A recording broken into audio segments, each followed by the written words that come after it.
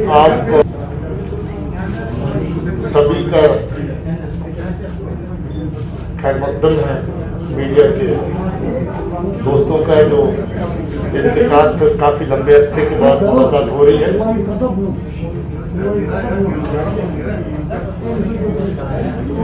आप जानते हैं कि कोविड का दौर है और इसके चलते स्पेस कम होते आप लोगों को ज़्यादा लोगों को इसमें जमा होना पड़ा है, इसलिए मैं गुजारिश करूंगा कि अपनी मास्क सभी पहन के रखें और जितना मुमकिन है अपना सोशल डिस्टेंस बना के रखें। मैं ऐसे ऑपरेशन का जिक्र कर रहा हूं जिसका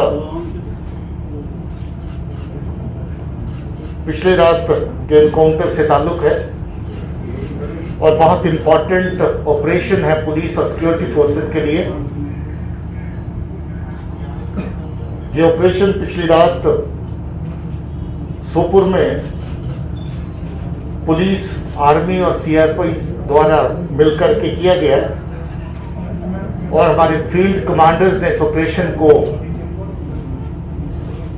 पूरी रात सुपरवाइज किया और सीनियर लेवल पे मेरे भाईजान जीओसी साहब और आईजी साहब पल पल इस ऑपरेशन को मॉनिटर करते रहे। बहुत नीट एंड क्लीन, साफ सुथरा ऑपरेशन हुआ जिसमें 3 बहुत ही खूंखार टेररिस्ट कमांडर मारे गए और ये तीनों के तीनों अपने आप में कमांडर थे, क्योंकि बड़े लंबे अरसे से बहुत तरह के टेरर क्राइम को ये अंजाम दे रहे थे। सबसे टॉप पर जो आते हैं मुदस्सर पंडित, जिसको उमर भी कहते थे, रुखाना भी कहते थे, मुद्दू भी कहते थे और माज भाई भी कहते थे। ये जून 19 से एलईटी कमांडर इस एरिया का है। 18 एफआईआर उसके खिलाफ है और बहुत सारी किलिंग्स उसने करी, जिसमें 4 civilian, 9 SF killings, 2 x militants जो कभी मिलिटेंसी के साथ लोग वाबस्ता रहे उनकी किलिंग, 3 सरपंच और हुर्रियत और सेपरेटिस्ट कार्डर्स के 2 लोग, और इसके अलावा अलग अलग तरह की एक्टिविटीज़ जो लोगों को थ्रेटन करना, लोगों को पॉलिटिकल प्रोसेस और बाकी गवर्नमेंट एक्टिविटीज से दूर रखने की कार्रवाइयाँ शामिल हैं। इसका बहुत पुराना साथी जो पाकिस्तान का टेररिस्ट है अब्दुल्ला, जिसको असरार भी कहते हैं, वो भी इसका लंबे अरसे से साथ निभाता रहा। पहले मुदस्सर से पहले जो मुदस्सर का कमांडर उसके साथ चलता रहा और उसके बाद मुदस्सर के साथ चलने लगा और लगभग सारी की सारी आतंकी कार्रवाइयाँ, दहशतगर्दी की कार्रवाइयाँ जो मुदस्सर पंडित ने करी उसमें उसका साथ दिया। उसके अलावा तीसरा कमांडर जो है खुर्शीद अहमद मीर है, ये बराट कलां सोपुर का ही रहने वाला है और ये भी कोई मई 20 से लश्कर तौबा टेररिस्ट आउटफिट के साथ मुदस्सर के ग्रुप के साथ काम कर रहा है और इसके सर पे भी 6 FIR, 7 killing, 2 grenade attack, 7 SF की किलिंग और 2 ग्रेनेड अटैक और 5 सिविलियंस की किलिंग्स हैं। ये भी लगभग बहुत सारी टेररिस्ट एक्टिविटीज़ जो मुदस्सर पंडित ने करी उसमें उसके साथ रहा। आपको याद होगा हाल ही में 12 जून को मार्केट के अंदर अटैक हुआ था जिसमें हमारे पुलिस के 2 जवान शहीद हुए थे और 2 सिविलियन भी अपनी जान गंवा गए थे इन्हीं दहशतगर्दों की फायरिंग से। ये तीनों के तीनों उस दहशतगर्दी कार्रवाई में भी इन्वॉल्व थे।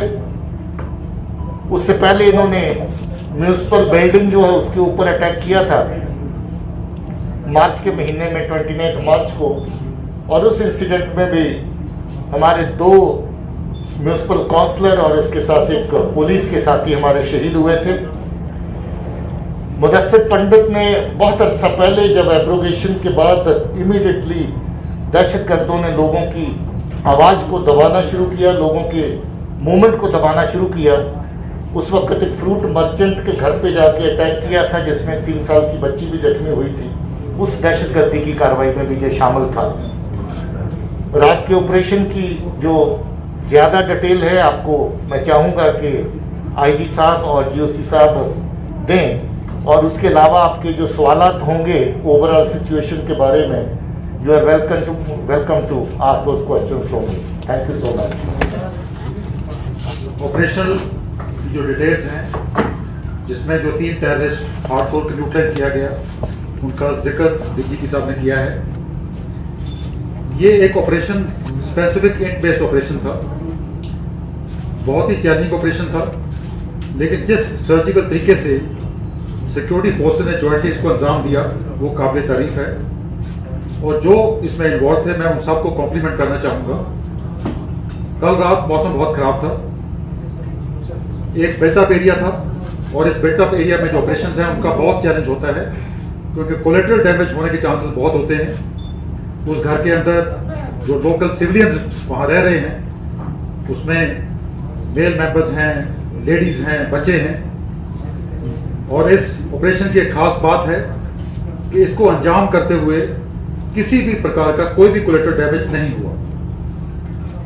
हमारे एक जवान को गन शॉट वुंड हुआ शोल्डर के लेफ्ट शोल्डर में, उसको इमीडिएटली रात को हेलीकॉप्टर के जरिए इवैक्यूएट किया गया और वो बिल्कुल सही सलामत है और स्टेबल है। उसके अलावा इस कंप्लीट ऑपरेशन को अंजाम देने में जो प्रोफेशनलिज्म सिक्योरिटी फोर्सेस द्वारा दर्शाया गया है वो काबिल तारीफ है। दूसरी बात, अगर आप इस ग्रुप के बारे में जो डीजी साहब ने बताया है, ये लगातार इन कार्रवाइयों को अंजाम दे रहा था, और जो ग्रुपिंग हमने देखी है उसमें लोकल टेररिस्ट के साथ हार्डकोर पाकिस्तानी टेररिस्ट इनके साथ होते हैं। ये रिसेंट इंसिडेंट्स में, एनकाउंटर्स में सेकंड मौका एक सीलू में ऑपरेशन हुआ था, जहां पे हमने 2 टेररिस्ट को मारा था, एक लोकल था और एक पाकिस्तानी टेररिस्ट था। तो ये बड़ा एक नेटवर्क जो नेक्सस है जो एग्जिस्ट कर रहा है, और यही एक कॉज ऑफ कंसर्न है कि जो लोग इकट्ठे मिलके ऐसे ऑपरेशन को अंजाम देते हैं और इनोसेंट कश्मीरियों का खून बहाते हैं। इस नेक्सस को तोड़ना है, इस नेक्सस को डिस्ट्रॉय करना है, ताकि जो पीस एंड डेवलपमेंट जो जम्मू कश्मीर में हो रही है उसमें कोई खलल ना डाल पाए। सो मैं अपील करना चाहूँगा सिविल सोसाइटी को, अपील करना चाहूँगा कश्मीरी अवाम को कि सिक्योरिटी फोर्सेस का साथ दें, ताकि जो नेटवर्क है हम उसको डिस्ट्रॉय कर सकें। ये जो नेटवर्क है ये साइकिल ऑफ वायलेंस को लगातार अंजाम देना चाहता है। डीजीपी साहब के अलावा हमारे कोर कमांडर साहब, चिनार कोर के कमांडर साहब ने भी बार बार इस चीज़ को रिपीट किया है कि हम सब ने मिल के जो साइकिल ऑफ वायलेंस है उसको तोड़ना है। और साइकिल ऑफ वायलेंस को तोड़ने के 2 तरीके हैं, 2 पहलू हैं। एक, इस नेटवर्क को सपोर्ट देना बंद करना होगा ताकि इनोसेंट कश्मीरियों की जान ना जाए। और नंबर 2, जो इनको सपोर्ट करते हैं, जो आलीशान घरों में रहते हैं, जिनका इसमें सिर्फ पर्सनल इंटरेस्ट नहीं है, लोगों के बच्चों को एक्टिवेट करके उनको टेररिस्ट बनाते हैं। इस चीज़ को समझना बहुत ज़रूरी है। बड़ा दुख लगता है जब हम यंग लड़के जो घरों से चले जाके तंजीम ज्वाइन करते हैं, जब उनके बूढ़े माँ बाप रो के उनको वापसी की अपील की दुहाई देते हैं, तो बड़ा बुरा लगता है। तो देयरफॉर जो सिस्टम एग्जिस्ट करता है उसको तोड़ना, नए लड़कों को रिक्रूट बनने से, तंजीम ज्वाइन करने से रोकना, ये 2 पहलू हैं जो अपने इस साइकिल ऑफ वायलेंस को बिल्कुल जड़ से उखाड़ने में मदद करेंगे। और जो ज्वाइनमैनशिप हमारी ऑल लेवल्स पे है, बेशक वो एसओजी के साथ है या सीआरपीएफ के साथ है, ग्राउंड कमांडर्स जो हैं, आई थिंक जितने भी ऐसी कार्रवाइयाँ को अंजाम देने में कोई लोग सफल हुए थे, उन सबको हम इंट बेस्ड सर्जिकल ऑपरेशन द्वारा जल्द ही जल्द उनको ख़त्म करने में कामयाब होंगे। और लास्ट में अपील करना चाहता हूँ कि लोकल जो टेररिस्ट हैं, जो लड़के लोगों ने गन उठाई है, पहले भी कमांडर साहब, डीजी साहब अपील कर चुके हैं कि उनको नेशनल मेन स्ट्रीम में लाने में हम उनकी मदद करेंगे। मैं भी फिर एक बात दोहराना चाहता हूँ कि वो गन कल्चर को त्यागें, नेशनल मेन स्ट्रीम को ज्वाइन करें, और अगर वो ऐसा नहीं करते तो मैं आश्वासन देता हूँ कि उनका भी अंजाम वही होगा जो कल इन 3 टेररिस्ट का हुआ है। Thank you. तो बैकग्राउंड है, जब पिछले 3 महीना के अंदर में 2 मेजर अटैक हुआ, उस अटैक में हमारे पुलिस के 3 शहीद हो गए और 4 सिविलियन, 2 कांस्टेबल शहीद हो गए। उसके बाद एसपी ने एक पोस्टर जारी किया था, आप लोग देखे होंगे पोस्टर, पूरा डिटेल दिया मिलिटेंट को, रिवार्ड शो किया गया। आवाम की तरफ से बहुत सपोर्ट आया, बहुत खबर आते रहा उनके मूवमेंट के बाद में।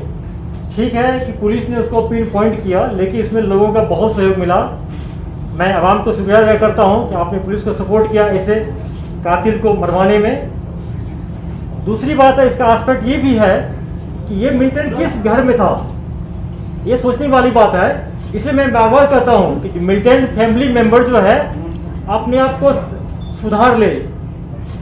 नसीर उद्दीन जो मिल्टन था, जो हंदवाड़ा में लास्ट में मारा गया था, जो बहुत सारे सीआरपी को 6 सीआरपी वाले पर अटैक को किया, जिसमें हमारे सीआरपी के 6 जवान शहीद हुए थे, इन्वॉल्व था नसीर लॉन, उसके घर में था मिल्टन। तो मैं मिल्टन के फैमिली मेंबर से यह आग्रह करता हूं कि अपने घर में मिल्टन को पनाह नहीं दे।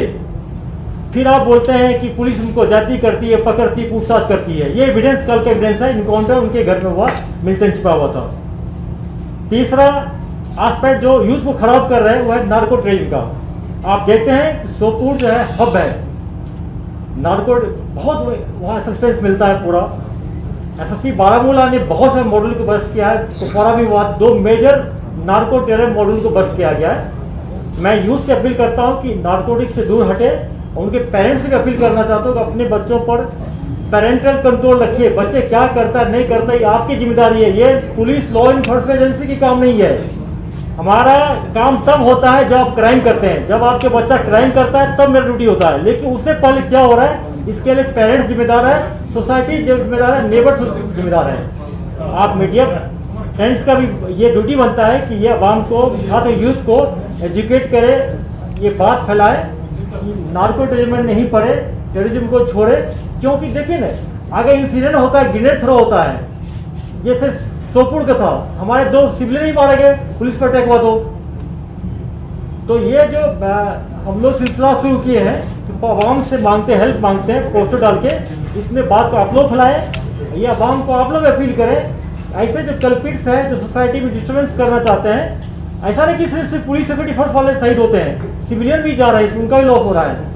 आप में से कोई खुदा न करता है हो, कहीं ग्रेनेड हो जाए, आप में से कोई कुछ हो सकता है। ये सबके लिए है, चैलेंजिंग है। तो आप सब मिलकर काम करें और सोसाइटी में एक ऐसा फीलिंग डालें कि जो टेररिज्म है ये पूरे सोसाइटी के लिए ये हार्मफुल है, सिर्फ सिक्योरिटी फोर्स पुलिस के लिए नहीं है।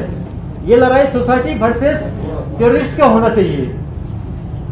Thank you. अगर कोई क्वेश्चन है तो सर लेंगे आप लोग।